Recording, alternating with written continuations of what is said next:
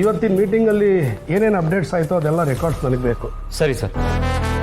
ವೀರು, ನಾನು ನಿನಗೆ ಫೋನ್ ಮಾಡಿದ್ದೆ, ಫೋನ್ ಸ್ವಿಚ್ ಆಫ್ ಬರ್ತಿತ್ತು. ಕ್ಯಾಬಿನೆಟ್ ಮೀಟಿಂಗ್ ಇತ್ತಕ್ಕ, ಅದಕ್ಕೆ ಸ್ವಿಚ್ ಆಫ್ ಮಾಡೋಕ್ಕೆ ಹೇಳಿದ್ದೆ. ಏನಾದ್ರು ಇಂಪಾರ್ಟೆಂಟ್ ಇತ್ತಾ?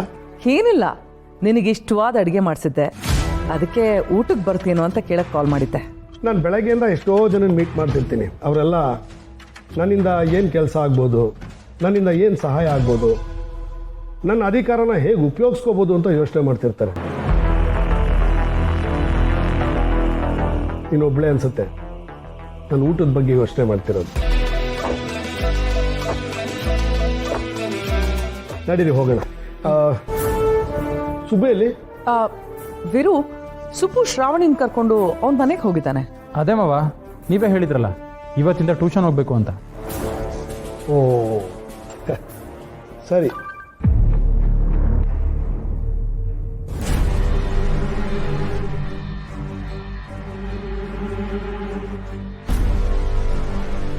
ಪ್ರಶಾಂತ್, ನನ್ನ ಅಕೌಂಟಿಂದ 10 ಲಕ್ಷ ವಿಡ್ರಾ ಆಗಿದೆ ಅನ್ನೋದು ಮೆಸೇಜ್ ಬಂದಿದೆ.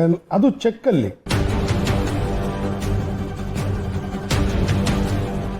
ನಾನು ಯಾರಿಗೆ ಚೆಕ್ ಕೊಟ್ಟಿದ್ದು ಜ್ಞಾಪಕ ಇಲ್ಲ, ಒಂದ್ಸಲಿ ಚೆಕ್ ಮಾಡಿ.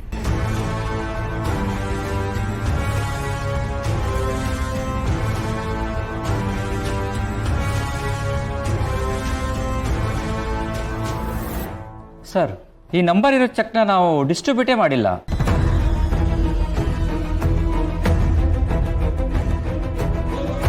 ಡಿಸ್ಟ್ರಿಬ್ಯೂಟ್ ಮಾಡಿಲ್ಲ ಅಂದ್ರೆ ವಿತ್ಡ್ರಾ ಹೇಗಾಯ್ತು? ವೀರು, ಇದೇನು ಮೊದಲನೇ ಸಲ ಅಲ್ಲ ಹೀಗಾಗ್ತಿರೋದು. ನೀನ್ ಯಾರನ್ನಾದ್ರೂ ನಂಬೋದಾದ್ರೆ ತುಂಬಾ ಬ್ಲೈಂಡ್ ಆಗಿ ನಂಬಿಡ್ತೀಯ ವೀರು. ಪ್ರಶಾಂತ್, ಈ ಚೆಕ್ ಬುಕ್ ಸುಬ್ಬು ಹತ್ರ ತಾನೇ ಇರೋದು? ಹೌದು ಮೇಡಮ್, ಸುಬ್ಬು ಹತ್ರನೇ ಎಲ್ಲ ಚೆಕ್ ಬುಕ್ ಇರೋದು, ಅವರೇ ಇದನ್ನೆಲ್ಲ ಹ್ಯಾಂಡಲ್ ಮಾಡ್ತಿರೋದು.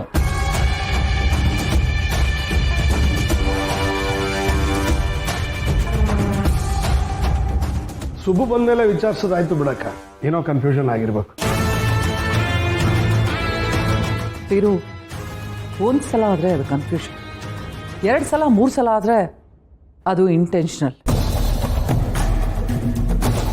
ನಂಬಿಕೆ ಇರಬೇಕು, ಆದರೆ ಕುರುಡು ನಂಬಿಕೆ ಇರಬಾರ್ದು. ಹಾಗಂತ ನಾನು ಸುಬ್ಬು ಮೇಲೆ ಅನುಮಾನ ಪಡ್ತಿಲ್ಲ. ಒಂದ್ಸಲ ವಿಚಾರಿಸಿ ಕ್ಲಾರಿಫೈ ಮಾಡ್ಕೊಳ್ಳೋದು ಒಳ್ಳೇದಲ್ವಾ? ನಾನೇ ಸುಬ್ಬುಗೆ ಫೋನ್ ಮಾಡಿಸ್ತೀನಿ. ಅಕ್ಕ, ಫೋನ್ ಮಾಡೋದೆಲ್ಲ ಬೇಡ. ಹಾಗೊಂದು ವೇಳೆ ಅವನೇ ಆ ದುಡ್ಡನ್ನು ಉಪಯೋಗಿಸ್ಕೊಂಡಿದ್ರು ತಪ್ಪೇನಿಲ್ವಲ್ಲ? ವೀರು, ಅವನ ದುಡ್ಡನ್ನು ಯೂಸ್ ಮಾಡ್ಕೊಳ್ಳಿ, ನೋ ಪ್ರಾಬ್ಲಮ್. ಆದ್ರೆ ಯೂಸ್ ಮಾಡಕ್ ಮುಂಚೆ ನಿನಗೊಂದ್ಸಲ ಇನ್ಫಾರ್ಮ್ ಮಾಡ್ಬೇಕಲ್ವಾ? ಅಮ್ಮ, ಏನ್ ಬೇಕಪ್ಪ? ನಾನು ಬಂದಾಗಿಂದ ನೋಡ್ತಾನೆ ಇದ್ದೀನಿ, ಮಂಕ ಕೂತಿದ್ಯಾ ನೀನು. ಏನಾಯ್ತು? ಮನೇಲಿ ಆ ಕೆಲಸ ಈ ಕೆಲಸ ಅಂತ ಒಂದೇ ಸಮ ಮಾಡ್ತಿದ್ನಲ್ಲ, ಸುಸ್ತನಿಸ್ತಿತ್ತು, ಅದಕ್ಕೆ ಕೂತ್ಕೊಂಡೆ. ಅಮ್ಮ, ನಿನ್ನ ನಾನು ಹುಟ್ಟಿದ ಕ್ಷಣದಿಂದ ನೋಡ್ಕೊಂಡೇ ಬೆಳೆದಿದ್ದೀನಿ.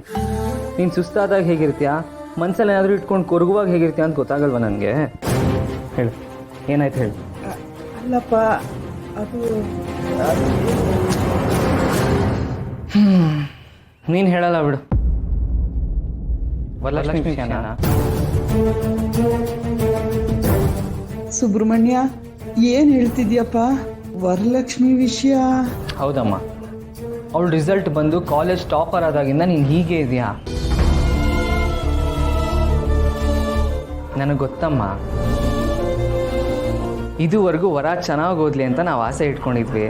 ಆದರೆ ಅವಳು ನಮ್ಮ ಆಸೆನೆಲ್ಲ ಈಡೇರಿಸಿ ಹೊಸ ಕನಸುಗಳನ್ನ ಹುಟ್ಟು ಹಾಗೆ ಮಾಡಿದ್ದಾಳೆ. ನಾನು ನಿನಗೆ ಹೇಳಿದ್ನಲ್ವಾ, ಅವಳ ಕನಸನ್ನ ನಾನು ನನಸು ಮಾಡ್ತೀನಿ, ಒಳ್ಳೆ ಕಾಲೇಜಿಗೆ ಸೇರಿಸ್ತೀನಿ, ಎಷ್ಟೇ ಖರ್ಚು ಬಂದರೂ ನಿಭಾಯಿಸ್ತೀನಿ ಅಂತ. ನೀನು ಅದ್ರ ಬಗ್ಗೆ ಯೋಚನೆ ಮಾಡಬೇಡ ಕಣಮ್ಮ, ಗೊತ್ತಾಯ್ತಾ? ನಾನು ಯೋಚನೆ ಮಾಡ್ತಿರೋದು ನಿನ್ನ ಬಗ್ಗೆ ಕಣೋ. ನೀನು ಅವಳ ಮೇಲೆ ಎಷ್ಟು ಕನಸುಗಳು ಇಟ್ಕೊಂಡಿದ್ಯಾ, ಎಷ್ಟು ನಂಬಿಕೆ ಇಟ್ಟಿದ್ಯಾ. ಆ ನಂಬಿಕೆನ ಎಲ್ಲಿ ಕಾಲು ಕಸ ಮಾಡಿ ಹೋಗ್ಬಿಡ್ತಾಳೋನೋ ಭಯ ಕಣೋ ನನಗೆ.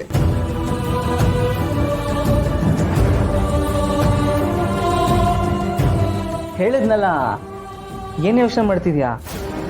ಏನು ಯೋಚನೆ ಮಾಡಬೇಡ.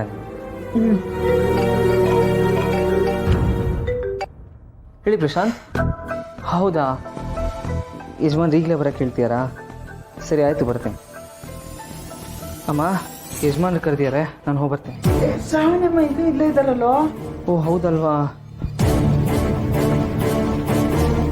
ಕಾರ್ ಕಿ ಟಿವಿ ಮೇಲೆ ಇಟ್ಟಿದ್ದೀನಿ. ಮೇಡಮ್ ಪಾಠ ಮುಗಿದ ತಕ್ಷಣ ಅವ್ರ ಕೈ ಕೊಟ್ಬಿಡು. ಸರಿನಪ್ಪ. ಆಯ್ತಾ, ನಾನು ಬರ್ತೀನಿ. ಹುಷಾರ್ ಕಣಪ್ಪ. ನೀನು ನಗ್ನಗ್ತಾ ಇದ್ರೆ ನಾನು ಹುಷಾರಾಗೇ ಇರ್ತೀನಿ. ಬರಲಾ?